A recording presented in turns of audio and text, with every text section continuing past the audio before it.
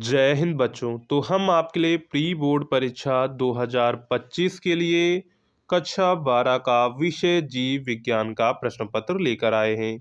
ये प्रश्न पत्र आपके प्री बोर्ड परीक्षा 2025 के लिए वेरी वेरी इंपॉर्टेंट है। ये प्रश्न पत्र आपके लेटेस्ट पैटर्न पर आधारित सिलेबस के आधार पर है, तो आप लोग इस प्रश्न पत्र को एग्जाम से पहले एक बार जरूर देख कर जाइएगा और इसी पैटर्न पर जो आप लोग अपने प्री बोर्ड परीक्षा एग्जाम की तैयारी करिएगा। साथ में आप लोग बोर्ड परीक्षा की भी तैयारी शुरू कर दीजिए। अब आपके पास ज़्यादा समय नहीं रह गया है बोर्ड परीक्षा के लिए।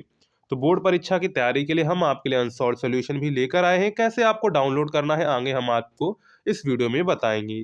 तो चलते हैं, हम लोग एक एक करके सारे प्रश्नों को कवर करेंगे। यहाँ पर जो हमारा 70 नंबर का पेपर आता है, 30 नंबर हमको प्रैक्टिकल में दिए जाते हैं। ठीक है, तो इसमें सबसे पहला हमारा क्वेश्चन है बहुविकल्पीय प्रश्न, जिसमें हमारा पहला क्वेश्चन आता है भारत का प्रथम राष्ट्रीय उद्यान कौन है। दुधवा राष्ट्रीय उद्यान, काजीरंगा राष्ट्रीय उद्यान, कार्बेट राष्ट्रीय उद्यान और कान्हा राष्ट्रीय उद्यान। तो यहाँ पर राइट आंसर क्या हो जाएगा? तो राइट आंसर हो जाएगा कार्बेट राष्ट्रीय उद्यान। ठीक है, इसके बाद नेक्स्ट है आनुवांशिक इंजीनियरिंग में डीएनए के खंडों को जोड़ता है एंडोन्यूक्लियेज, लाइगेज, काइटेनेज और पॉलीमरेज। ठीक है, तो यहाँ पर देखिए आनुवांशिक इंजीनियरिंग में डीएनए में खंडों को जोड़ता है, तो ये होता है लाइगेज। कौन होता है? लाइगेज होता है। तो ऑप्शन नंबर यहाँ पर आपका क्या करेक्ट हो जाएगा? तो ऑप्शन नंबर यहाँ पर आपका सेकेंड वाला करेक्ट हो जाएगा। ठीक है, इसके बाद नेक्स्ट है एपिसोम निम्नलिखित में से किससे संबंधित है। तो एपिसोम निम्नलिखित में से किससे संबंधित है? गुणसूत्र, आरएनए, प्लाज्मिस्ट, गोल्गी काय। तो एपिसोम निम्नलिखित में से किससे संबंधित है? तो ये गुणसूत्र से संबंधित है। तो ऑप्शन नंबर यहाँ पर आपका फर्स्ट वाला करेक्ट हो जाएगा। ठीक है, इसके बाद नेक्स्ट है जेनेटिक इंजीनियरिंग का उपयोग होता है। तो जेनेटिक इंजीनियरिंग का प्रयोग होता है चिकित्सा में, कृषि में, इन दोनों में, किसी में नहीं। तो यहाँ पर राइट आंसर क्या हो जाएगा?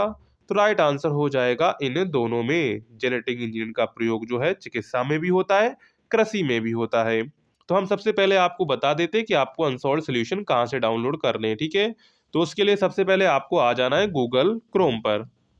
ठीक है, आप गूगल पर आ जाइए या फिर गूगल क्रोम पर आ जाइए। यहाँ पर आपको सिंपली सर्च कर लेना है हिंदुस्तान नॉलेज। ठीक है, जो चैनल का नाम है उसी को आपको सर्च कर लें। जैसे आप हिंदुस्तान नॉलेज सर्च करेंगे तो आपके सामने कुछ इस प्रकार का जो पेज आ जाएगा। सिंपली आपको इसके होम पेज पर ही क्लिक कर देना है। तो जैसे इसके होम पेज पर क्लिक करेंगे तो यहाँ पर देखिए आपको एक सेक्शन मिलेगा class 12th unsolved solution 2024 download here. Simply इस पर क्लिक कर देंगे। ठीक है, तो जैसे इस पर क्लिक करेंगे थोड़ी देर आपको वेट करना है, पेज खुल के थोड़ा देर लोड होगा। इसके बाद देखिए यहाँ पर आपको अनसॉल्व सोल्यूशन मिल जाएंगे। ठीक है, फिजिक्स का, केमिस्ट्री का, इंग्लिश का, बायोलॉजी का, यहाँ पर देखिए मैथ का कॉम्बो है, यहाँ पर आपको बायोलॉजी के मिल जाएंगे। ठीक है, बायोलॉजी का मिल जाएगा और अलग से भी आपको बायोलॉजी का यहाँ पर देखने को मिल जाएगा। ठीक है, हम इसमें ऐड करवा देंगे।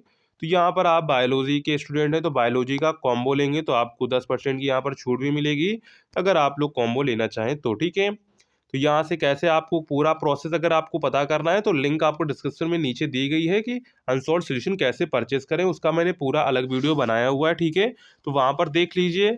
नहीं तो यहाँ पर जैसे आपको क्लिक करेंगे, ठीक है, यहाँ पर क्लिक करना है तो इस पर आपका जो है एक फॉर्म खुल के आएगा। इस फॉर्म को आपको पूरा अच्छे से भर देना है। ठीक है, पेमेंट अपनी कर देनी है। पेमेंट करने के बाद जो है आपका जो है वो जो ऑर्डर है बुक कर लिया जाएगा और आपके व्हाट्सएप पर जो है आपके अनसॉल्व सोल्यूशन आपको मिल जाएंगे। ठीक है, तो इस तरह जो है आप लोग अनसॉल्व सोल्यूशन परचेज कर सकते हैं। प्राइस आपको ऊपर सामने यहाँ पर दिख जाएंगे। ठीक है, क्या क्या रहेगा उसमें सब कुछ हमने नीचे डिस्क्रिप्शन में आपको वीडियो दी गई है, तो उसको आप देख लीजिए, वहाँ से आपको पता चल जाएगा। ठीक है, तो चलिए हम लोग वापस अपने क्वेश्चन पेपर पर चलते हैं।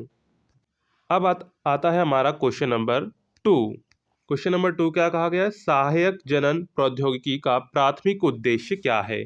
तो सहायक जनन प्रौद्योगिकी का प्राथमिक उद्देश्य क्या है? तो इसका प्राथमिक उद्देश्य है जो बांझ दंपतियों को स्वयं के बच्चे पैदा करने में मदद करना। मतलब कि जो दंपति ऐसे होते हैं जो बच्चे पैदा करने में असमर्थ होते हैं तो उनकी उसमें मदद करना। ठीक है, इसके बाद है क्लाइनफेल्टर एवं टर्नर सिंड्रोम में गुणसूत्रों की संख्या लिखिए। यानी क्लाइनफेल्टर और टर्नर सिंड्रोम में गुणसूत्रों की संख्या कितनी है? तो सबसे पहले आता है हमारा क्लाइनफेल्टर, तो इसमें कितनी होती है, इसमें होती है 47 गुणसूत्रों की संख्या, ठीक है। टर्नर सिंड्रोम में कितनी होती है, तो टर्नर सिंड्रोम में होती है 45, कितनी होती है, 45 होती है, ठीक है। इसके बाद बताना है बैक क्रॉस से क्या तात्पर्य है, उसके बारे में लिखिए। नेक्स्ट है उस एंजाइम का नाम लिखिए जो डीएनए के अणु को खंडों में तोड़ देता है। तो इसका हम लोग जो एंजाइम है उसका नाम है रेस्ट्रिक्शन, क्या नाम है, रेस्ट्रिक्शन एंडो न्यूक्लियज, ठीक है, क्या नाम है, एंडो न्यूक्लियज है, ठीक है, ये इसका नाम रहेगा। इसके बाद है लाइसोजेनिक चक्र पर टिप्पणी लिखिए, क्या है, लाइसोजेनिक चक्र पर टिप्पणी लिखिए, ठीक है। ये हमारा क्वेश्चन नंबर 2 हो जाता है, ठीक है। इसके बाद आता है क्वेश्चन नंबर 3, क्या कह रहे हैं, जैव एकाधिकार क्या है, प्रश्न क्या है, जैव एकाधिकार क्या है। दूसरा इसी में खा क्वेश्चन है, वॉटसन तथा क्रिक द्वारा प्रस्तुत डीएनए के द्विकुंडलित मॉडल का स्वच्छ नामांकित चित्र बनाइए। ये क्वेश्चन वेरी इंपॉर्टेंट है, तो इसको आप अच्छे से याद कर लीजिएगा, ठीक है। नेक्स्ट है हमारा प्लाज्मिड का मुख्य उद्देश्य क्या है, क्या पूछा गया है, प्लाज्मिड का मुख्य उद्देश्य क्या है बताइए। नेक्स्ट है आपका जैविक अनुक्रिया के तरीकों का स्वच्छ आरेख निरूपण दर्शाइए, क्या है, जैविक अनुक्रिया के तरीकों का स्वच्छ आरेखीय निरूपण दर्शाइए। नेक्स्ट है इसी में हमारा लास्ट क्वेश्चन, मानव शुक्राणु का एक स्वच्छ नामांकित चित्र बनाइए, ठीक है। ये मानव शुक्राणु जो है इसका भी इंपॉर्टेंट रोल होता है एग्जाम में, तो इसको भी आप अच्छे से याद कर लीजिएगा, ठीक है। इसके बाद आता है क्वेश्चन नंबर 4। तो क्वेश्चन नंबर 4 में देखिए क्या कहा गया है, घड़ियाल परियोजना पर टिप्पणी लिखिए, क्या करना है, घड़ियाल परियोजना पर टिप्पणी लिखनी है। नेक्स्ट है आनुवांशिक कोड को परिभाषित करते हुए विशेषताएं लिखिए, क्या है, आनुवांशिक कोड को परिभाषित करते हुए विशेषताएं लिखिए। नेक्स्ट है प्रोटीन संश्लेषण में आरएनए का क्या योगदान है, क्या है, प्रोटीन संश्लेषण में आरएनए का क्या योगदान है। इसी में आपका घा क्वेश्चन है, भारत में विशाल पारिस्थितिकी विभिन्नताओं का क्या कारण है, क्या है, भारत में विशाल पारिस्थितिकी भिन्नताओं का क्या कारण है, ये बताना है, ठीक है।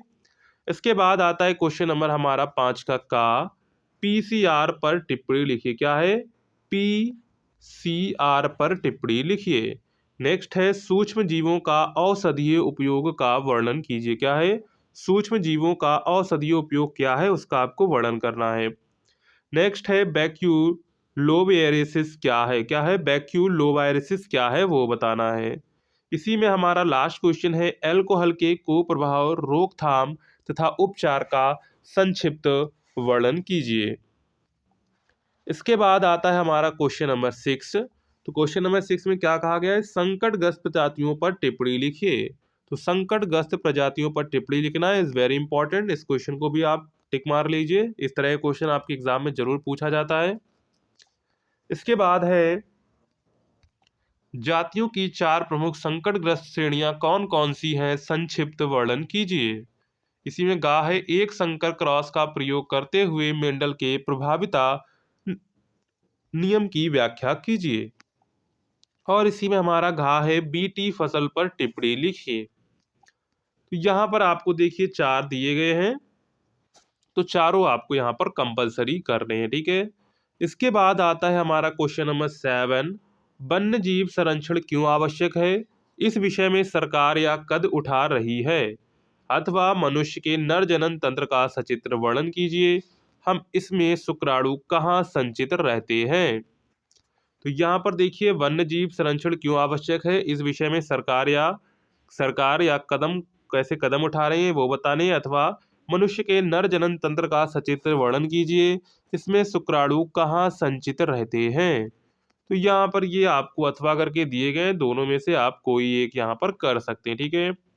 इसके बाद आता है क्वेश्चन नंबर 8, पुष्पी पादपों में लघु बीजाणु जनन का सचित्र वर्णन कीजिए, अथवा युग्मनज से प्रारंभ करते हुए किसी द्विबीजपत्री में भ्रूण के विकास की विभिन्न प्रावस्थाओं का केवल चित्रों द्वारा प्रदर्शित कीजिए। तो यहाँ पर ये दोनों में से आप कोई एक कर सकते हैं, ठीक है। इसके बाद आता है क्वेश्चन नंबर 9। तो क्वेश्चन नंबर 9 में कहा गया है प्रकृति में विभिन्न पौधों तथा जंतुओं के मध्य मिलने वाले पारस्परिक संबंधों का विस्तृत वर्णन कीजिए, ठीक है। ऊपर अथवा में आपको दूसरा दिया गया है। अगर आपको अथवा वाला नहीं करना है, ऊपर वाला नहीं करना है, तो आप नीचे वाला कर सकते हैं।